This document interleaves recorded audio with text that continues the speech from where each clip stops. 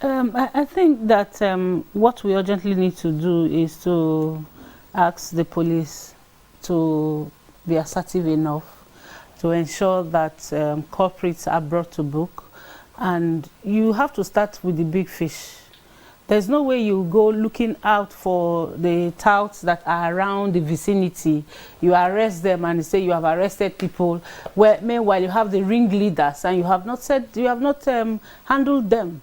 So it's important that when political parties hold their rallies, the kind of statements that they make, if they make inciting statements, it's enough to arrest whoever made that inciting statement, because making inciting statements is a recipe for violence.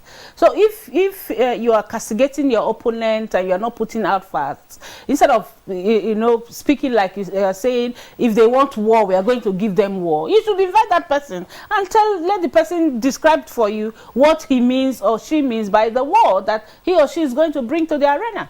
So if we are not doing such things, we are only adding fuel to those little statements that we think don't mean anything. There are people who are sitting down there who look up to these political leaders as mentors. So whatever those political leaders say is like, holding out very sacred statements to them. So they will go back and do whatever they will have to do. So we also need to begin to have more town halls. We need to engage people. We need to engage community leaders, engage also the traditional setting, because in Benin, tradition, the Edo state itself, it's tradition in itself. We must begin to engage these traditional institutions, religious institutions, community groups, youth groups, women group. We need to engage them. It is true, like we talked about the impact of women. Truly, if we engage women in a more proactive way, in a way about bringing about peace solutions, it will work more.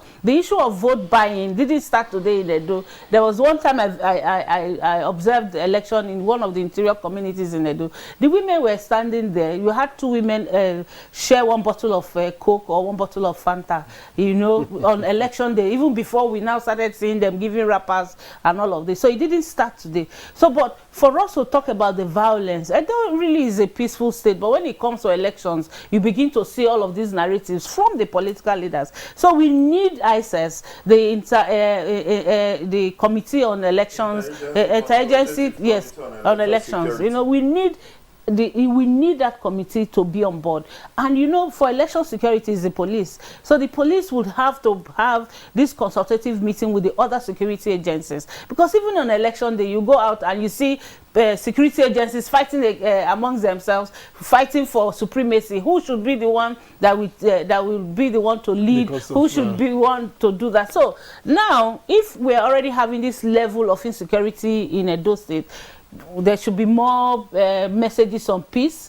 They should actually regulate the kind of statements that political elites give during campaigns. And I'm saying as part of recommendation that if anyone issues a statement such as trying to hit up the politics, such a person should be invited and be made public so that people can begin to take cue. It is not enough to say, oh, you saw some people, you arrest those people, and because they don't have political weight. Those people, they can be dispensed. The political leaders can dispense of them because they're just there to add to the number, not because they add to the value of what is happening. But when you arrest like a party chairman, for instance, or a candidate who has been spewing issues of violence on election day, I'm sure other people will take a cue.